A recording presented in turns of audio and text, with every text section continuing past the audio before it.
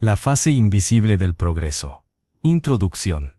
Gran parte de las ideas que escucharás aquí no nacieron en libros motivacionales ni en teorías modernas de éxito rápido. Provienen de una forma de pensar mucho más antigua y menos indulgente, asociada a personas que pasaron décadas observando cómo se construyen y cómo se destruyen los resultados a largo plazo. Charlie Munger dedicó su vida a estudiar ese fenómeno, desde la urgencia de quien busca fórmulas rápidas, sino desde la paciencia de quien observa patrones durante años. Abogado de formación, inversionista por práctica y pensador por disciplina, Munger se volvió conocido no por prometer resultados, sino por explicar por qué la mayoría nunca llega a ellos. Su enfoque siempre fue incómodo. Insistía en que el progreso real es lento, que los errores cuestan más que la falta de brillantez, y que los primeros tramos de cualquier proceso son deliberadamente ingratos. No porque el sistema sea injusto, sino porque así funciona la acumulación. Ese contexto es importante, porque el punto donde todo empieza no se presenta como un inicio claro. No hay señales evidentes, no hay validación temprana. Durante bastante tiempo, lo único que existe es esfuerzo convertido en resultados pequeños, casi insignificantes, que no justifican emocionalmente el trabajo realizado.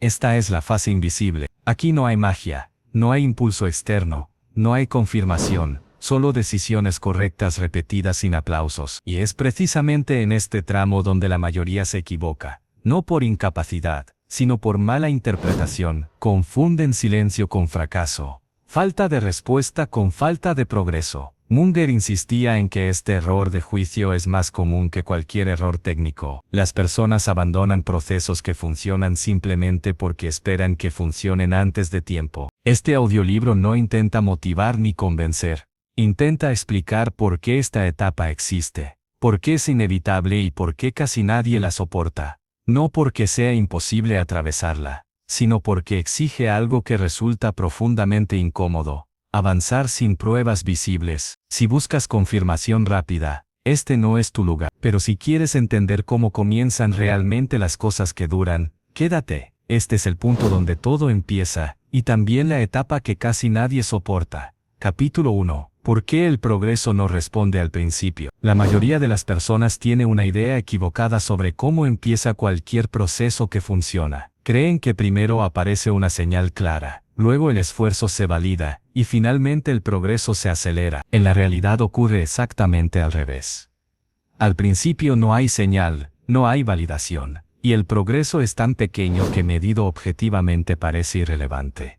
Ese es el punto donde casi todos toman la decisión equivocada. Cuando alguien inicia cualquier intento serio de avanzar económicamente, profesionalmente o incluso en hábitos, espera que el sistema responda de alguna forma proporcional. Un poco de esfuerzo debería producir un poco de resultado visible. Pero esa expectativa no tiene base en cómo funcionan los sistemas acumulativos. Los sistemas acumulativos no responden linealmente, responden después. Durante la fase inicial todo el esfuerzo se destina a construir una base que todavía no tiene masa suficiente para generar efectos secundarios. No hay multiplicación, no hay aceleración. Solo hay suma lenta, y la suma lenta es psicológicamente insoportable para la mayoría.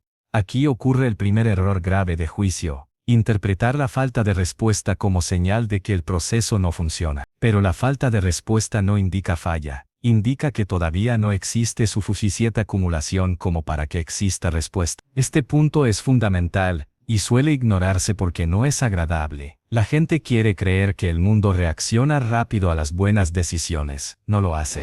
El mundo reacciona cuando las decisiones se repiten el tiempo suficiente como para crear una diferencia cuantitativa real. Antes de eso el sistema permanece indiferente. En esta etapa inicial, todo depende del esfuerzo directo. No hay ayuda externa. No hay ventajas acumuladas.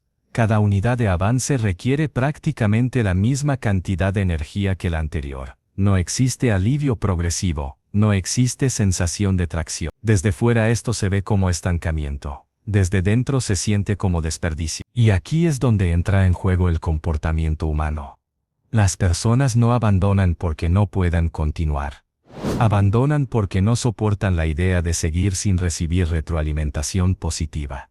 Necesitan pruebas, necesitan señales, necesitan sentir que algo ya está funcionando. Pero los procesos que realmente funcionan no ofrecen esa confirmación al inicio, la postergan. Esa postergación no es un defecto, es un filtro. El sistema está diseñado de forma implícita para eliminar a quienes no entienden la lógica de la acumulación. Elimina a quienes confunden velocidad con eficacia. Elimina a quienes esperan resultados antes de haber construido algo que pueda producirlos. Aquí no hay nada misterioso. Es simple aritmética. Si partes de una base pequeña, cualquier mejora porcentual seguirá siendo pequeña. No importa cuán correcta sea la decisión, no importa cuán disciplinado seas, el efecto visible seguirá siendo mínimo, mientras la base siga siendo mínima. Esperar lo contrario es no entender cómo funcionan los números. Sin embargo, la mayoría no abandona por falta de entendimiento técnico, sino por una combinación de impaciencia y mala interpretación. Observan retornos pequeños y concluyen que el proceso es inútil. Lo que en realidad ocurre es que están evaluando demasiado pronto. Este es el error central. En lugar de preguntar ¿esto funciona?, deberían preguntarse ¿cuánto tiempo necesita esto para empezar a funcionar? Pero esa pregunta requiere aceptar una verdad incómoda. Durante un periodo considerable, el esfuerzo no se sentirá recompensado. Ese periodo es la fase invisible. No hay historias inspiradoras ahí, no hay frases memorables, no hay momentos heroicos, solo repetición correcta y aburrida. Y eso explica por qué casi nadie llega más allá de este punto. Cuando alguien abandona en esta etapa, rara vez lo hace de forma consciente. No dice, voy a rendirme. Dice, tal vez esto no es para mí. Quizá hay algo mejor. Seguro existe una forma más inteligente. En realidad, está buscando una forma de escapar del aburrimiento sin admitir que no tolera la espera. Este patrón se repite constantemente. Las personas empiezan, avanzan un poco, no ven respuesta, se distraen, cambian de estrategia, vuelven a empezar desde cero y repiten el ciclo. Nunca permanece en el tiempo suficiente como para cruzar el umbral donde el proceso empieza a responder. Desde fuera parece que están en movimiento, desde dentro están atrapadas.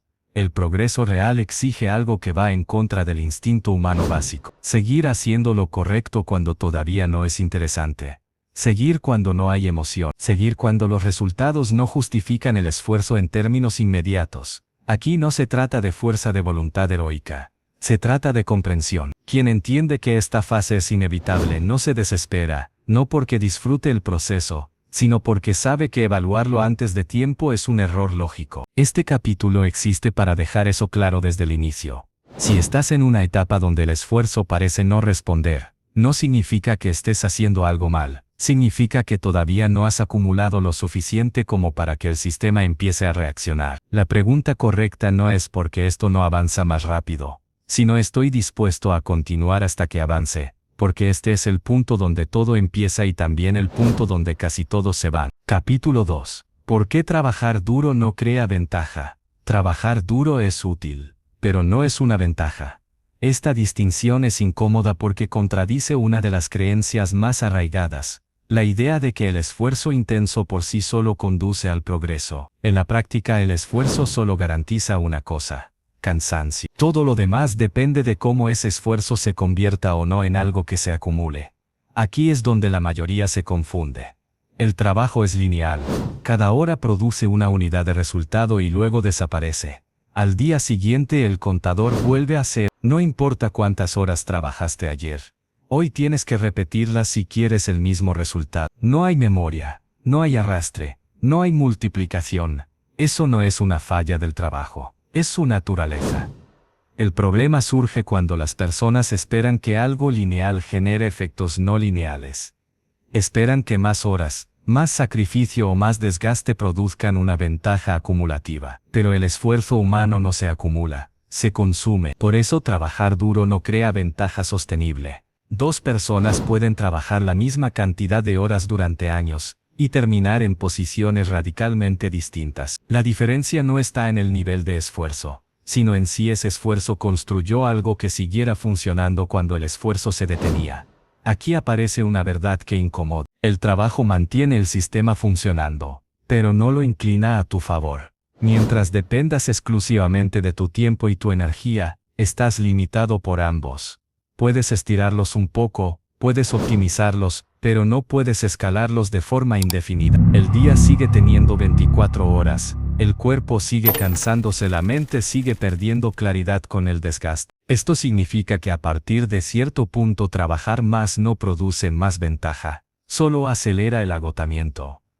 Sin embargo, muchas personas siguen apostando exclusivamente al esfuerzo porque es lo único que conocen.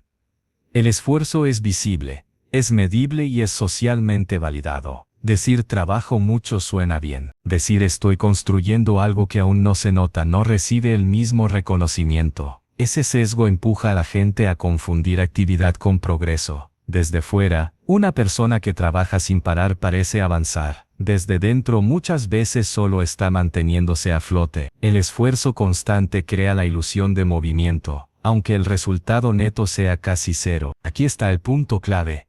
Si todo tu progreso depende de que sigas empujando, no tienes ventaja, tienes dependencia. Una ventaja real reduce el esfuerzo necesario para obtener el mismo resultado. Si ocurre lo contrario, si cada mejora exige más esfuerzo que la anterior, entonces no estás construyendo ventaja, estás construyendo fragilidad. Esto explica por qué tantas personas extremadamente trabajadoras nunca salen del mismo lugar, no porque les falte disciplina, sino porque su disciplina se aplica a algo que no se acumula. El sistema no les responde porque no hay nada que responda. Trabajar duro es una condición necesaria en las primeras etapas, pero es un error convertirlo en estrategia permanente. El trabajo es el combustible inicial, no el motor a largo plazo. Si nunca pasa de combustible a estructura, el progreso se estanca. Aquí es donde entra la mala interpretación más común. Creer que el problema es no trabajar lo suficiente. Entonces se responde con más horas, más sacrificio y más desgaste. Pero eso no cambia la ecuación, solo aumenta el costo. La ventaja no surge de hacer más de lo mismo. Surge cuando el esfuerzo empieza a producir efectos secundarios, cuando una acción no solo genera un resultado inmediato, sino que mejora la posición futura. Mientras eso no ocurra, el sistema permanece plano. Y cuando el sistema es plano, el esfuerzo adicional tiene rendimientos decrecientes. Cada hora extra vale menos que la anterior. Cada sacrificio pesa más. Eventualmente el cuerpo o la motivación se quiebran antes de que aparezca cualquier beneficio real. Esto no es una crítica al trabajo duro. Es una advertencia contra usarlo como sustituto de pensamiento. La pregunta correcta no es, ¿estoy trabajando lo suficiente?, sino este trabajo está creando algo que seguirá funcionando sin mí. Si la respuesta es no, entonces no hay ventaja, solo actividad. El problema es que este tipo de análisis no es emocionalmente satisfactorio. Es más fácil sentir orgullo por el cansancio que aceptar que el cansancio no garantiza progreso. Pero el sistema no recompensa el esfuerzo percibido, recompensa la estructura construida. Por eso en esta etapa la mayoría queda atrapada. Trabaja mucho, se cansa mucho y no entiende por qué el terreno no cambia.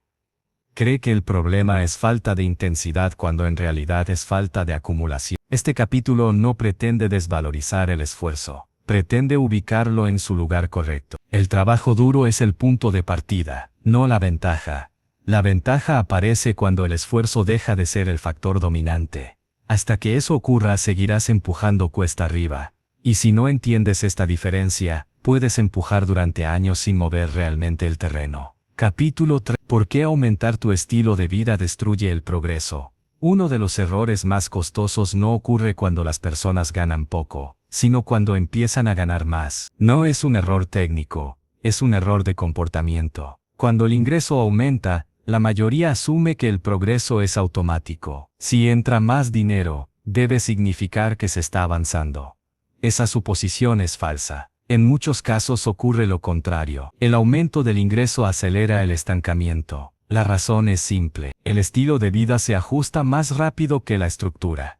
Cada mejora visible, un lugar más grande, gastos más cómodos, compromisos más caros, crea obligaciones permanentes. Estas obligaciones no se sienten peligrosas, porque llegan de forma gradual, pero acumuladas consumen exactamente el excedente que debería estar construyendo ventaja. Aquí aparece una confusión fundamental. Creer que vivir mejor es avanzar. Desde fuera parece lógico. Más ingreso, más comodidad.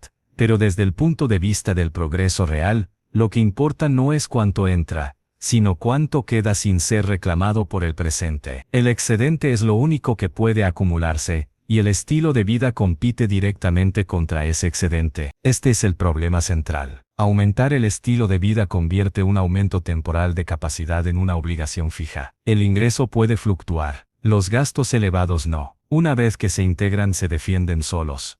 El sistema personal se vuelve rígido. Y un sistema rígido es frágil. Las personas rara vez lo notan porque el proceso no es abrupto. Nadie se despierta un día y decide destruir su progreso. Simplemente acepta pequeñas mejoras que parecen razonables de forma aislada. Pero el efecto compuesto de esas decisiones elimina cualquier margen. El margen es lo único que permite absorber errores, esperar oportunidades o resistir periodos desfavorables. Sin margen, cualquier contratiempo se convierte en crisis. Sin margen, el progreso se vuelve dependiente de que todo salga bien todo el tiempo. Ese no es un buen sistema. El aumento del estilo de vida suele justificarse con una narrativa emocional. Me lo merezco, trabajé duro, ya es hora de disfrutar. Estas frases no son argumentos, son excusas que evitan una evaluación fría del impacto real. El sistema no responde a lo que alguien merece, responde a números. Si cada aumento de ingresos se acompaña de un aumento proporcional del gasto, el resultado neto es cero. El progreso no se mide en ingresos, sino en diferencia, y la diferencia desaparece cuando el presente lo consume todo. Aquí ocurre algo importante desde el punto de vista psicológico. Las personas que elevan su estilo de vida sienten progreso inmediato. Esa sensación actúa como sustituto del progreso real. El cerebro recibe recompensa ahora y deja de exigir resultados estructurales más adelante. Esto crea una trampa silenciosa. La persona se siente mejor, pero su posición no mejora. De hecho, empeora porque ahora necesita más para mantenerse en el mismo lugar. El costo de retroceder aumenta, la tolerancia al riesgo disminuye. La dependencia del ingreso se vuelve absoluta. Desde fuera parece un éxito, desde dentro es una jaula más cómoda. El problema no es disfrutar del dinero. El problema es hacerlo antes de que el sistema pueda sostenerlo. Disfrutar antes de construir una estructura equivale a consumir semillas en lugar de plantarlas. El alivio es inmediato. El costo es futuro y el futuro siempre cobra. Aumentar el estilo de vida demasiado pronto destruye una de las pocas ventajas que existen al inicio, la flexibilidad. Mientras el nivel de gasto es bajo, hay espacio para errores, cambios y aprendizaje. Cuando el gasto se eleva, ese espacio desaparece. Esto explica por qué tantas personas con ingresos respetables viven bajo presión constante. No porque ganen poco, sino porque todo lo que ganan ya está comprometido. No controlan su sistema los controla a ellos. Aquí aparece otra ilusión peligrosa, pensar que el problema se resolverá ganando aún más, pero ese pensamiento ignora la causa. Si el comportamiento no cambia, más ingreso solo produce una versión ampliada del mismo problema. El patrón se repite: ingreso sube, gasto sube, margen desaparece, el sistema sigue sin acumular. El esfuerzo sigue sin convertirse en ventaja. Este capítulo no propone austeridad permanente ni sacrificio extremo. Propone algo más incómodo: retrasar la recompensa visible hasta que el sistema pueda sostenerla sin fragilidad. Eso requiere tolerar una disonancia, ver a otros mejorar su estilo de vida mientras tú mantienes el tuyo estable. Soportar la sensación de poder gastar y elegir no hacerlo, no porque sea moralmente superior, sino porque es estructuralmente más inteligente. El progreso real no es inmediato, es asimétrico. Exige renunciar ahora para reducir la dependencia después. Exige construir margen antes de convertirlo en comodidad. Cuando el estilo de vida crece antes que la estructura, el progreso se invierte. Parece avance, pero es consumo anticipado. Y el consumo anticipado siempre se paga con opciones futuras.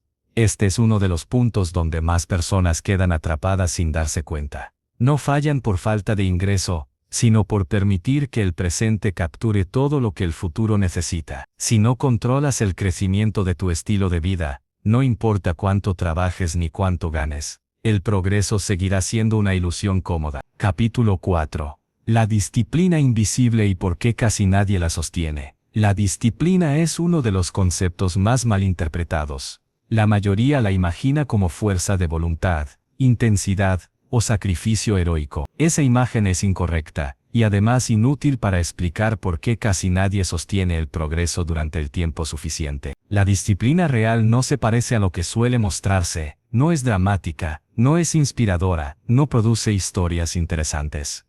En su forma efectiva, es aburrida, repetitiva y silenciosa. Y precisamente por eso falla. La disciplina invisible no genera retroalimentación inmediata, no se siente como avance, no provoca reconocimiento externo. Desde fuera muchas veces parece inacción.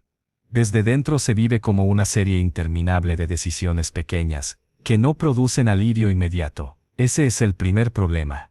El cerebro humano está diseñado para responder a recompensas cercanas en el tiempo. Cuando una acción produce un resultado, extinto visible, se refuerza. Cuando no lo hace, se debilita. La disciplina invisible rompe esta lógica. Exige mantener un comportamiento correcto sin recibir señales claras de que esté funcionando. Esto no es una cuestión de carácter, es una cuestión de biología y psicología básica. Por eso casi nadie la sostiene, no porque falte determinación, sino porque el sistema de recompensa interno no se activa. Hacer lo correcto sin sentir progreso es cognitivamente costoso. Requiere aceptar una demora prolongada entre causa y efecto. La mayoría no está preparada para eso. Aquí aparece una confusión común. Creer que la disciplina consiste en apretar los dientes y resistir. En realidad, ese enfoque es ineficiente. La resistencia constante agota. Lo que funciona no es resistir, sino reducir la fricción del comportamiento correcto y aumentar la fricción del comportamiento incorrecto. Pero eso requiere planificación previa, no impulso. La disciplina invisible no depende de decisiones heroicas en momentos críticos. Depende de sistemas simples que eliminan decisiones innecesarias. Cuando cada día exige una batalla interna, la disciplina ya está perdida. Las personas que parecen disciplinadas no lo son porque tengan más fuerza de voluntad, sino porque han estructurado su entorno, de manera que el comportamiento correcto sea el camino de menor resistencia. Esto es clave y rara vez se entiende. Quien confía en la motivación para sostener la disciplina está condenado a abandonarla. La motivación fluctúa, el entorno permanece. Por eso la disciplina que funciona no se siente como disciplina, se siente como rutina. Y las rutinas no llaman la atención. Aquí está otra razón por la que casi nadie la sostiene. No hay estatus asociado a la disciplina invisible. Nadie aplaude las decisiones silenciosas. Nadie felicita la consistencia aburrida. La validación social suele ir hacia lo visible, no hacia lo efectivo. Esto crea una presión adicional. Mientras otros muestran progreso aparente,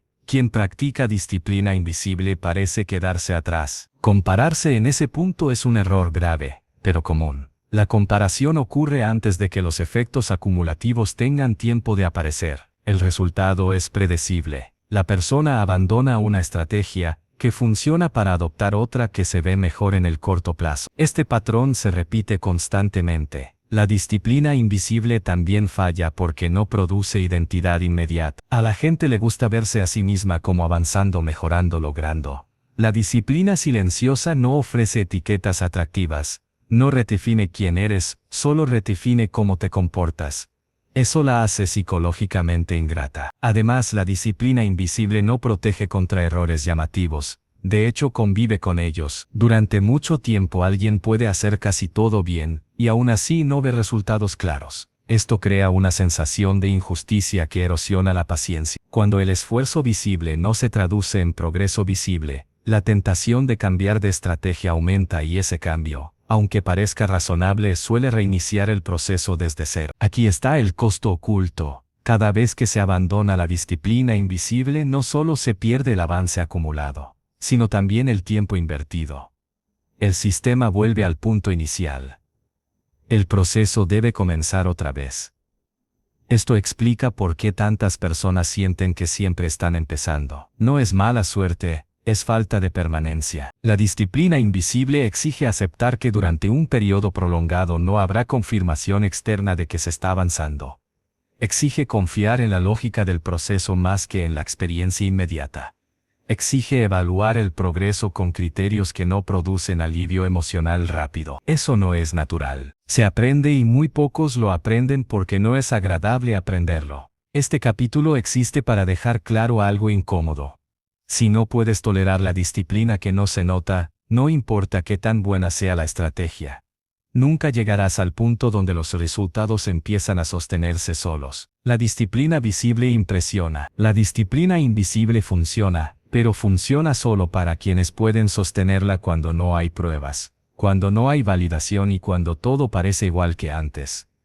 Ese es el verdadero filtro, y por eso una vez más, este es el punto donde casi todos se van sin darse cuenta. Capítulos. Cuando el sistema empieza a responder, hay un momento en el proceso que muchas personas malinterpretan, no porque sea confuso, sino porque llega sin anuncio. No hay una señal clara que diga, a partir de aquí todo será distinto. Sin embargo, objetivamente algo cambia. El sistema empieza a responder. No lo hace de forma dramática, no acelera de golpe, no transforma la situación de un día para otro. Lo que ocurre es más sutil. El esfuerzo deja de ser el único factor que produce resultado. Ese es el punto clave. Hasta esta etapa, cada avance dependía casi exclusivamente de acción directa. Si no empujabas, no pasaba nada. Si te detenías, todo se detenía. El sistema no retenía memoria útil. Cada día comenzaba casi desde cero. Cuando el sistema empieza a responder, esa dinámica se altera. Ahora, parte del progreso ocurre incluso cuando no estás interviniendo activamente, no porque hayas dejado de trabajar, sino porque lo que construiste empieza a participar en el resultado. El sistema deja de ser completamente pasivo y se vuelve parcialmente autónomo. Este cambio suele ser tan gradual, que pasa desapercibido. Muchas personas lo experimentan sin darse cuenta. Notan que ciertas cosas cuestan un poco menos, que errores menores ya no son catastróficos, que hay un margen que antes no existía. Ese margen es la señal. El problema es que la mayoría no reconoce este momento cuando ocurre o peor aún lo interpreta mal. Confunde una respuesta incipiente del sistema con una confirmación definitiva de éxito. Asume que el trabajo duro ya no es necesario. Asume que la fase difícil quedó atrás. Ese error suele ser costoso. Cuando el sistema empieza a responder, todavía es frágil. La base que lo sostiene existe, pero no es lo suficientemente grande como para tolerar decisiones impulsivas, interrupciones prolongadas o aumentos significativos de riesgo. Tratar este punto como una meta es confundir el inicio de la ventaja con la ventaja consolidada. Aquí es donde muchas personas se sabotean.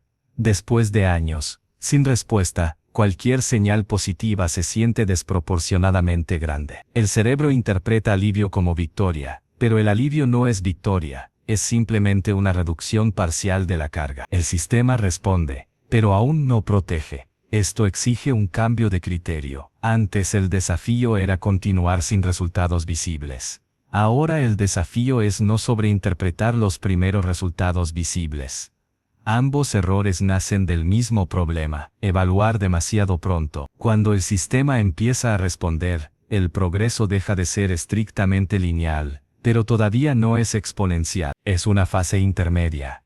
El crecimiento comienza a curvarse, pero aún depende de cuidado constante.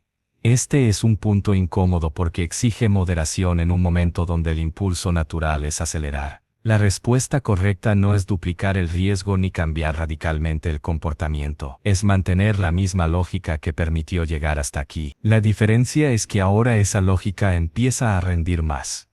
Aquí aparece una verdad que muchos no quieren aceptar. El comportamiento que funciona antes de que el sistema responda es, en esencia, el mismo comportamiento que permite que el sistema siga respondiendo después. Cambiarlo demasiado pronto destruye la dinámica. La gente suele cometer dos errores en esta etapa. El primero es relajar la disciplina. El segundo es aumentar la complejidad. Ambos nacen de la misma ilusión. Creer que la respuesta inicial del sistema indica que ahora ya se sabe jugar. Pero el sistema no recompensa la confianza prematura. Recompensa la consistencia prolongada. Cuando el sistema empieza a responder, el progreso se vuelve menos doloroso, pero no necesariamente más rápido. Lo que cambia es la proporción entre esfuerzo y resultado. Cada acción correcta empieza a tener un efecto ligeramente mayor que antes. Ese ligeramente es importante, no es un salto, es una inclinación. Y las inclinaciones pequeñas solo se vuelven evidentes con el tiempo. Miradas de corto plazo seguirán subestimando lo que está ocurriendo, Por eso quienes han llegado a este punto, y luego retroceden, suelen decir que todo se vino abajo de repente. En realidad no fue de repente, fue una acumulación de pequeñas decisiones incorrectas tomadas bajo la falsa sensación de seguridad. El sistema responde mientras se le permite responder. Otra señal de esta etapa es la reducción de vulnerabilidad. Antes un error podía borrar meses de avance. Ahora el sistema absorbe pequeños impactos sin colapsar. Esto no significa invulnerabilidad. Significa resiliencia inicial. Confundir resiliencia con solidez es otro error frecuente. Este capítulo no existe para celebrar el momento en que el sistema empieza a responder. Existe para advertir que ese momento es más peligroso de lo que parece, no por el sistema en sí, sino por el cambio psicológico que provoca. El progreso inicial sin dolor altera el juicio. La disciplina que fue necesaria para llegar hasta aquí sigue siendo necesaria para avanzar más. La diferencia es que ahora hay tentaciones nuevas. Relajarse, acelerar, exhibir resultados, cambiar reglas que aún no han terminado de probarse. La respuesta correcta sigue siendo la misma. Evaluar con frialdad, mantener margen, y resistir la necesidad de convertir señales tempranas en conclusiones definitivas. El sistema empieza a responder cuando se le da tiempo suficiente. Sigue respondiendo solo cuando no se le exige demasiado pronto.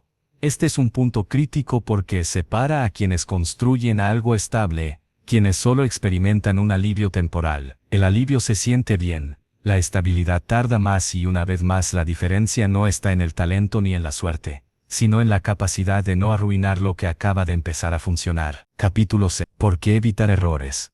Importa más que acelerar el progreso. Existe una obsesión persistente por acelerar. La mayoría de las personas no pregunta cómo cometer menos errores, sino cómo avanzar más rápido.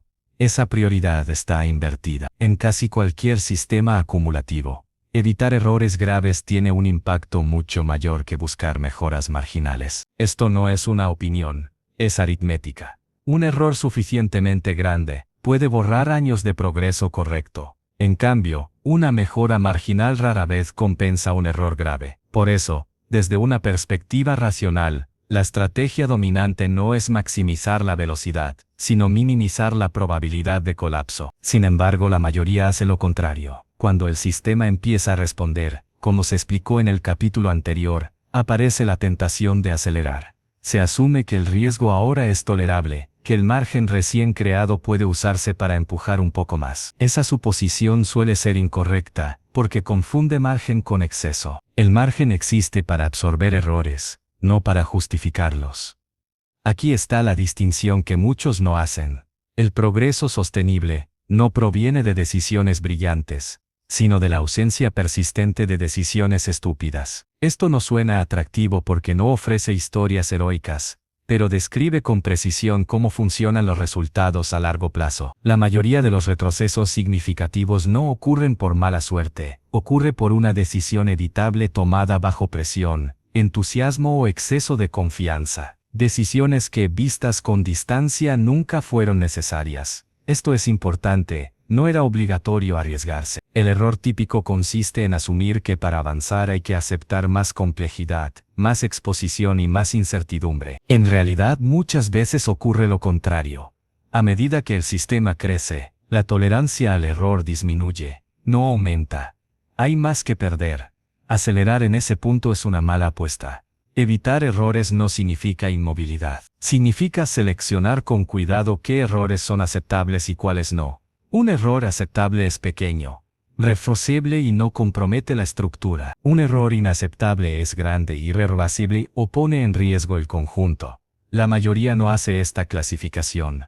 Trata todos los errores como equivalentes. Eso es un fallo de juicio. Por ejemplo, cambiar una estrategia probada por una no probada en busca de mejores resultados no es una mejora, es un riesgo asimétrico negativo. El potencial de ganancia es limitado. El potencial de pérdida es desproporcionado. La gente toma este tipo de decisiones porque sobrevalora el beneficio inmediato y subestima el costo de retroceder. La psicología humana no está diseñada para evaluar bien pérdidas futuras que aún no se sienten reales. Aquí entra en juego otro problema: el sesgo retrospectivo. Cuando un error no produce consecuencias inmediatas, se interpreta como una decisión correcta. Esto refuerza el comportamiento. El problema es que muchos errores no muestran su costo de inmediato. Lo hacen con retraso. Ese retraso es peligroso. Durante ese tiempo la persona puede repetir el mismo comportamiento, aumentar la exposición y amplificar el daño potencial. Cuando finalmente aparece la consecuencia, ya no es manejable. Este patrón se repite constantemente, no por ignorancia técnica, sino por mala gestión del riesgo. Evitar errores requiere una mentalidad distinta. Requiere aceptar que no todo lo que se puede hacer debe hacerse, que la disciplina no consiste solo en hacer lo correcto, sino en no hacer lo incorrecto, incluso cuando parece tentador. Esto va en contra del impulso humano de aprovechar el momento. Otro error frecuente es confundir complejidad con progreso. A medida que el sistema crece, algunas personas añaden capas innecesarias, nuevas estrategias, nuevas apuestas, nuevas variables, no porque sean necesarias, sino porque lo simple deja de sentirse suficiente. Este es un error clásico.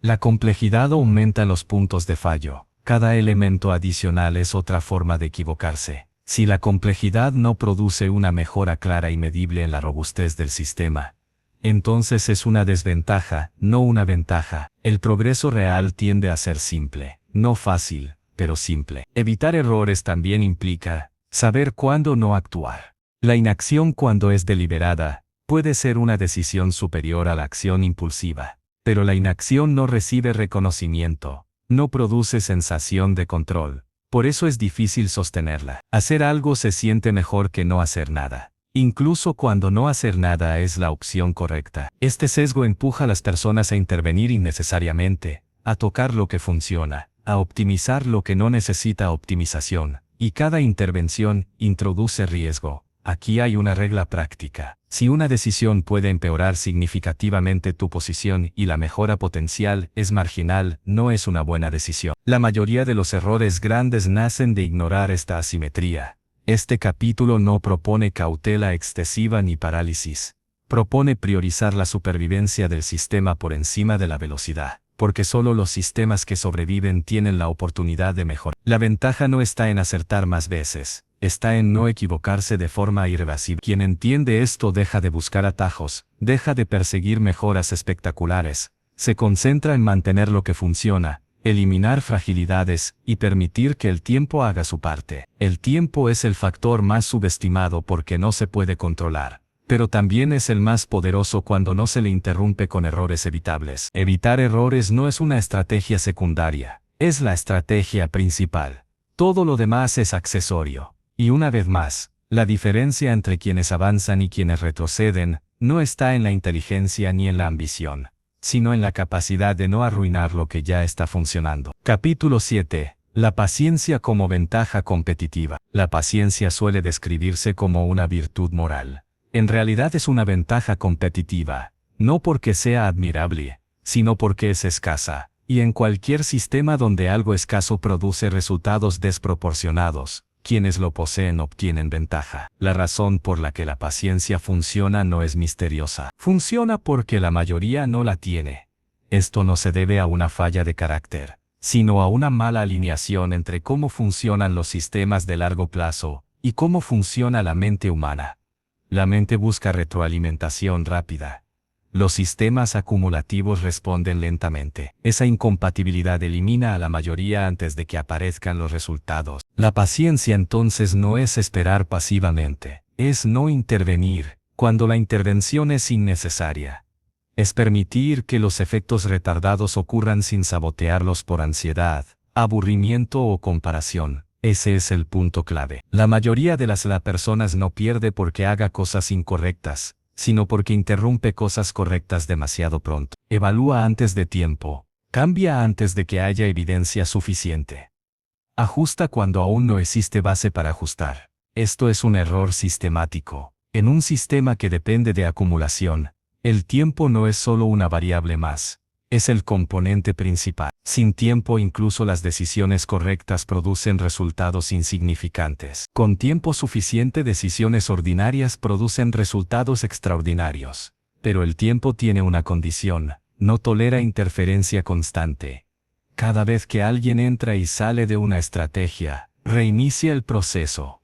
Cada reinicio borra la ventaja acumulada. Cada cambio innecesario aumenta el costo total del aprendizaje. La persona siente que está probando cosas, cuando en realidad está evitando permanecer. Desde fuera parece actividad, desde dentro es evasión. La paciencia funciona porque permite que los efectos retardados se manifiesten. Muchos procesos no muestran beneficios visibles hasta después de cruzar un umbral específico. Antes de ese umbral todo parece plano. Después la pendiente cambia. El problema es que ese umbral no está marcado. No hay un indicador que avise cuándo se está cerca. Por eso quienes no toleran la incertidumbre abandonan justo antes. Esto no es mala suerte. Es un error de juicio. La mayoría subestima sistemáticamente cuánto tiempo requiere que algo empiece a funcionar. Sobreestima su capacidad de detectar fallas temprano. Confunde ausencia de resultados inmediatos con evidencia negativa. Esa combinación es letal para cualquier proceso de largo plazo. La paciencia, bien entendida, corrige este sesgo. No se trata de esperar indefinidamente. Se trata de definir de antemano un horizonte razonable y respetarlo. Evaluar con criterios adecuados al tipo de sistema, no con emociones del día a día. Quien no establece este marco, termina evaluando constantemente y la evaluación constante, cuando no hay datos suficientes, produce malas decisiones. Aquí aparece otro problema, la comparación. La paciencia se vuelve casi imposible cuando se compara el progreso interno con el progreso aparente de otros. Aparente es la palabra clave. Lo visible no siempre refleja lo que funciona. Compararse en etapas tempranas distorsiona el juicio. Introduce presión para acelerar, para cambiar, para mostrar resultados antes de tiempo. Esa presión no mejora el proceso, lo debilita. La paciencia protege contra esta interferencia social. También protege contra la sobreoptimización. Optimizar demasiado pronto es una forma sofisticada de impaciencia. Es intervenir antes de que el sistema haya demostrado estabilidad. Es intentar mejorar algo que aún no ha terminado de existir. Este tipo de intervención suele empeorar las cosas. La paciencia permite observar patrones reales en lugar de reacciones aisladas. Permite distinguir ruido de señal. Sin tiempo suficiente, todo parece ruido. Con tiempo suficiente la señal se vuelve evidente. Este es otro punto donde la mayoría falla. No espera lo suficiente como para tener datos útiles. Toma decisiones basadas en muestras pequeñas, en experiencias recientes, en emociones momentáneas. Luego racionaliza esas decisiones como ajustes inteligentes. No lo son. La paciencia también reduce la probabilidad de errores graves. Muchas malas decisiones se toman bajo presión temporal. Cuando alguien siente que tiene que hacer algo ya, el criterio se degrada. La paciencia elimina esa urgencia artificial. No actuar también es una forma de acción.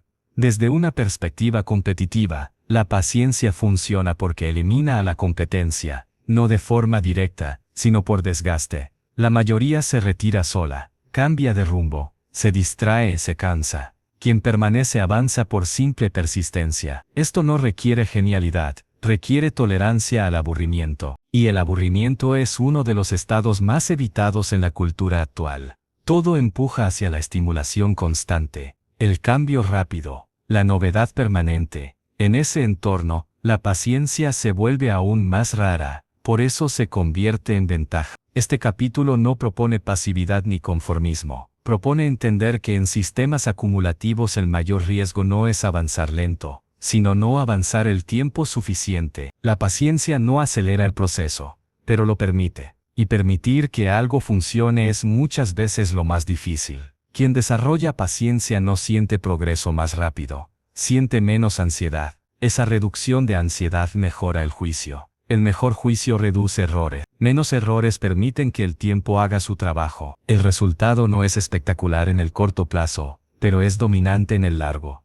La paciencia no es admirable, es simplemente rentable, y como casi nadie está dispuesto a sostenerla, quienes lo hacen terminan jugando un juego distinto, sin haber hecho nada extraordinario. Solo no se fueron cuando todavía no era interesante quedarse. Capítulo 8. El error final. Confundir el inicio con la meta. Hay un error que aparece justo cuando todo parece empezar a funcionar. No ocurre al principio cuando el progreso es inexistente. Ocurre después cuando el sistema empieza a responder y el esfuerzo deja de doler tanto. Es un error sutil y por eso mismo peligroso. Consiste en confundir el inicio de la ventaja con la meta. Cuando alguien cruza el punto donde el sistema deja de ser completamente hostil, suele interpretar ese cambio como una señal de llegada. Después de tanto tiempo sin respuesta, cualquier alivio se siente como victoria. El problema es que no lo es. Es solo una transición. Este error no nace de la ignorancia, sino del cansancio acumulado. Después de años empujando sin resultados visibles, la mente busca una justificación para relajarse. El progreso parcial convierte en excusa. El razonamiento es simple y equivocado. Si ahora funciona un poco, ya está hecho. No lo está. El inicio de la ventaja no significa estabilidad, significa fragilidad organizada. Existe una base, pero aún es pequeña. El sistema responde, pero no protege. Puede avanzar, pero todavía no puede absorber golpes grandes sin daño estructural. Tratar este punto como una meta es revertir el proceso. Aquí es donde aparecen decisiones que antes no se habrían tomado. Se relaja la disciplina, se aumenta el consumo, se acepta más riesgo del necesario, se cambian reglas que aún no han demostrado resistencia suficiente. Todo bajo la premisa implícita de que ya se pasó lo peor. Esa premisa suele ser falsa. El progreso real no elimina la necesidad de criterio, la incrementa. A medida que el sistema crece, los errores cuestan más, la tolerancia al fallo disminuye, la complejidad aumenta. El margen recién creado puede desaparecer rápidamente si se malinterpreta su función. El margen no existe para celebrarse, existe para proteger. Cuando alguien confunde el inicio con la meta, empieza a gastar de capital financiero, mental o estructural, como si ya no fuera necesario preservarlo. Pero el capital inicial no es un premio, es una herramienta, y las herramientas mal usadas se rompen. Este patrón se repite con una regularidad casi mecánica. Personas que hicieron todo bien durante años toman malas decisiones justo cuando el sistema empieza a funcionar, no porque se hayan vuelto incompetentes, sino porque cambian el marco mental con el que evalúan la realidad. Antes evaluaban con cautela, ahora evalúan con confianza. Ese cambio de criterio no está justificado por la magnitud real del progreso, está impulsado por alivio emocional. Y el alivio emocional es un pésimo consejero. El error final no es perder lo construido de golpe, eso es raro.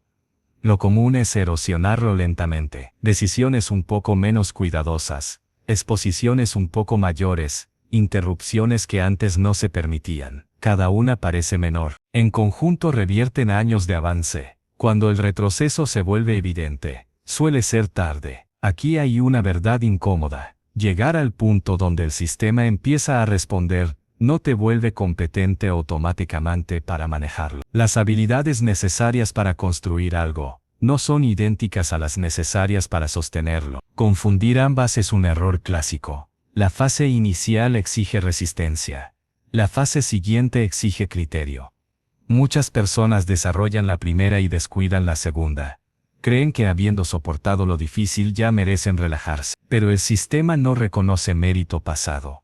Solo responde al comportamiento presente. El progreso no se consolida por haber llegado una vez. Se consolida por no retroceder. Este es el punto donde la humildad se vuelve funcional, no moral. Funcional. Reconocer que el sistema aún puede fallar, que la ventaja aún es incipiente, que el proceso no ha terminado. Esa humildad protege contra decisiones innecesarias. La arrogancia, en cambio, introduce ruido, hace que la persona confíe en su juicio más de lo que los datos justifican, hace que ignore señales tempranas de fragilidad, hace que interprete advertencias como falta de ambición, pero la ambición mal ubicada destruye más de lo que crea. Este capítulo existe para dejar claro que el verdadero cierre del proceso no es llegar al punto donde todo empieza a funcionar, sino no arruinar ese punto. La mayoría no fracasa al inicio, fracasa después del primer alivio, y ese fracaso es más difícil de aceptar, porque ocurre cuando la persona ya probó el progreso. Volver atrás después de avanzar duele más que no haber empezado nunca. Por eso el último filtro es mental, no técnico, no externo. Mental consiste en entender que el inicio no es la meta,